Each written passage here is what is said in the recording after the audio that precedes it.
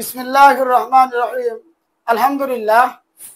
আজকের ক্লাসে আমরা আমর হাজের মারুফ বানানোর নিয়ম শিখব। আমর হাজের মারুফ বানানোর নিয়ম কয়েকটি ধাপে ধাপে আমাদের শিখতে হবে। আমি সকল ধাপগুলো ধারাবাহিকভাবে এখানে উল্লেখ করব। আমরা একটু মনোযোগ সহকারে দেখি। আমর হাজের মারুফ বানাতে হয় মুজারে হাজের মারুফ থেকে। এজন্য আমি মুজারে হাজের মারুফের ৬টি সিগা একত্রিত করেছি। তাফআলু, তাফআলানি, তাফআলুনা, তাফআলিনা, তাফআলানা, তাফআলনা। আমাদের প্রথম কাজ হলো আলামতে মুজারেকে বিলুপ্ত করে দিতে হবে। আমি ৬ সিগা থেকেই আলামতে মুজারেকে বিলুপ্ত করেছি। এরপর আমাদের খেয়াল করতে হবে ফা কালেমা হরকত যুক্ত না সাকিন। যদি ফা কালেমা সাকিন যুক্ত হয় তাহলে শুরুতে সাকিন তো পড়া যায় না, এই জন্য একটি হামজা ওয়াসল নিয়ে আসতে হবে।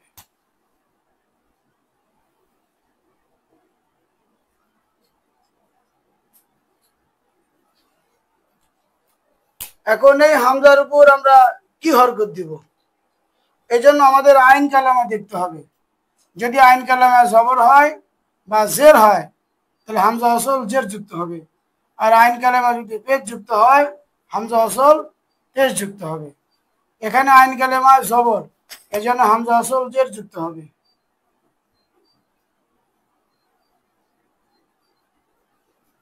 আমরা একটু খেয়াল করি।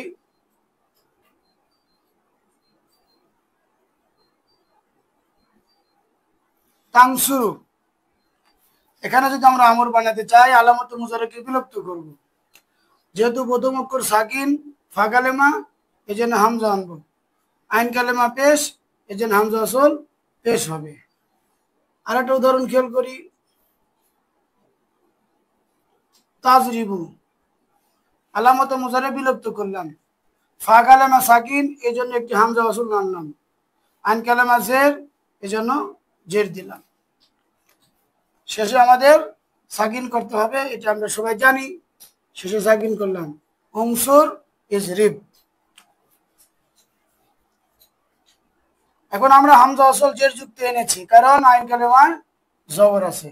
আইন কালেমা জবর আর জের হলে হামজা ওয়াসল জের যুক্ত হবে, আর আইন কালেমা পেশ হলে হামজা ওয়াসল পেশ যুক্ত হবে। এখন আমাদের যে কাজ সেটা হলো শেষ অক্ষর আমাদের খেয়াল করতে হবে হরফে ইল্লত কি হরফে ইল্লত না। যদি হরফে ইল্লত হয় তাহলে পড়ে যাবে, আর হরফে ইল্লত না হলে সাকিন হবে। দিয়ে দিলাম ইফআল, এটা ওয়াহিদ মুযাক্কার হাজিরের সিগা হয়ে গেল, কারণ এখানে শেষে হরফে ইল্লত নাই, হরফে সহিহ, এই জন্য আমরা শেষে সাকিন দিলাম। তাহলে তাফআলু থেকে ইফআল হয়ে গেল। এর তাসনিয়া মুযাক্কার হাজির হলো ইফআলা, নুনটা পড়ে যাবে। জামা মুযাক্কার হাজির হলো ইফআলু, নুনটা পড়ে যাবে, একটি আলিফে ফাসিল আসবে। ওয়াহিদ মুআন্নাস হাজির হলো ইফআলিনা, এখান থেকেও নুন পড়ে যাবে ইফআলি। তাসনিয়া মুআন্নাস হাজির থেকেও নুন পড়ে যাবে ইফআলা। জামা মুআন্নাসের হাজিরের নুন যেমন ছিল তেমনই থাকবে, কারণ তাসনিয়া মুযাক্কার হাজিরের নুনটা ছিল নুনে ইরাবি, জামা মুযাক্কার হাজিরের নুনটা ছিল নুনে ইরাবি, ওয়াহিদ মুআন্নাস হাজিরের নুনটা ছিল নুনে ইরাবি, তাসনিয়া মুআন্নাস হাজিরের নুনটা ছিল নুনে ইরাবি। আর আমরের মধ্যে নুন ইরাবি বিলুপ্ত হয়ে যায়, সেই বিবেচনায় আমরা নুন ইরাবি ৪ সিগা থেকে ফেলাই দিয়েছি। আর এই সিগা নুন ইরাবি নাই, তাই নুন ইরাবি ফেলা দেওয়ার কোনো প্রশ্ন নেই, শেষে শুধু জজম দিলেই হবে। আর এটা নুনে মাবনি পড়বে না, আগে যেমন ছিল এখনো তেমনই থাকবে। তাহলে কি হলো ইফআল, ইফআলা, ইফআলু, ইফআলি, ইফআলা, ইফআলনা। তারপরে আমরা খেয়াল করি আরেকটা বিষয়, যে আলামতে মুজারে বিলুপ্ত করার পরে যদি ফা কালেমা সাকিন হয় তাহলে আইন কালেমায় দেখতে হবে। আইন কালেমা জবর আর জের হলে হামজা ওয়াসল জের যুক্ত হবে, আইন কালেমা পেশ হলে হামজা ওয়াসল পেশ যুক্ত হবে। আমরা তাদউ থেকে আলামতে মুজারেকে বিলুপ্ত করলাম, তাকসা থেকে আলামতে মুজারেকে বিলুপ্ত করলাম, তারমি থেকেও আমরা আলামতে মুজারেকে বিলুপ্ত করলাম। আমরা আইন কালাম অনুসারে হামজা আনবো। আইন কালামে জম্মা হামজা আসল জম্মা, আইন কালামে জের হামজা আসল জের, আইন কালামে জবর হামজা আসল জের। এখন আমাদের পরের কাজ ছিল শেষ অক্ষর দেখতে হবে হরফে সহি না হরফে ইল্লত। এখানে হরফে ইল্লত, এখানে হরফে ইল্লত, এখানে হরফে ইল্লত, তিন জায়গায় থেকে হরফে ইল্লত বিলুপ্ত হয়ে যাবে।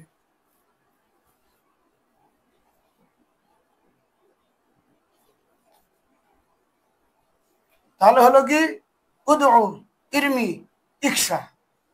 তাদউ থেকে উদউ, তারমি থেকে ইরমি, তাকশা থেকে ইকশা। তাহলে আমরা পরিষ্কার বুঝলাম মুজারে হাজের মারুফ থেকে আমর হাজের মারুফ বানাতে হয়। প্রথমে আমাদের কাজ হলো আলামতে মুজারেকে বিলুপ্ত করার পর যদি ফা কালেমা সাকিন যুক্ত হয় তাহলে আমাদের একটি বিষয় মনে রাখতে হবে, শুরুতে সাকিন পড়া যায় না, এই জন্য শুরুতে হামজা ওয়াসল আনতে হবে। এখন হামজা ওয়াসলের উপর আমরা কি হরকত দিব, জবর না পেশ না নিচে জের দিব?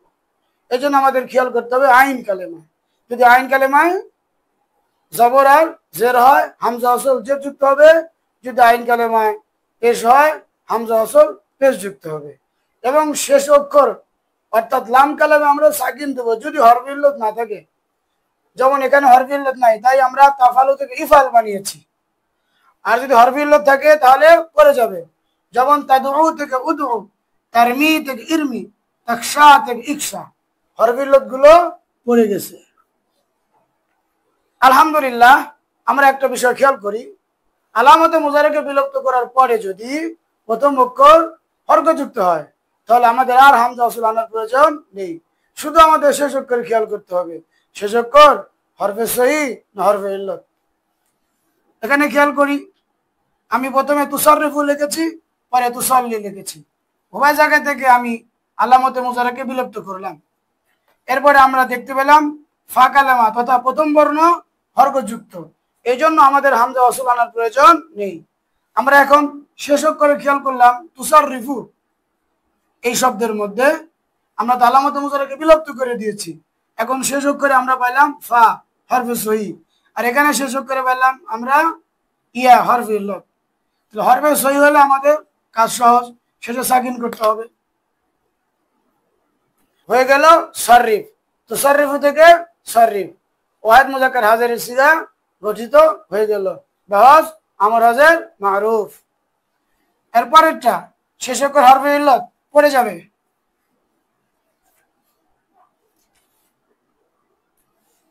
হয়ে গেল সল্লি।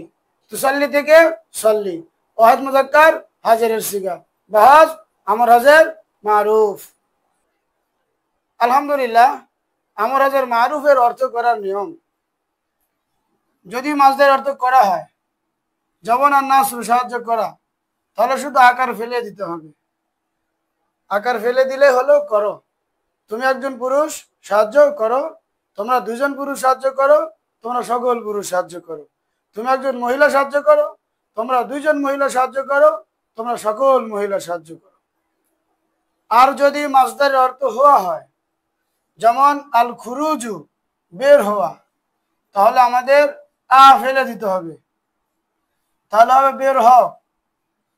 তুমি একজন পুরুষ বের হও, তুমি একজন পুরুষ বের হও, তোমরা দুজন পুরুষ বের হও, তোমরা সকল পুরুষ বের হও, তুমি একজন মহিলা বের হও, তোমরা দুজন মহিলা বের হও, তোমরা সকল মহিলা বের হও। আল্লাহ পাক আমাদের জন্য সহজ করুন।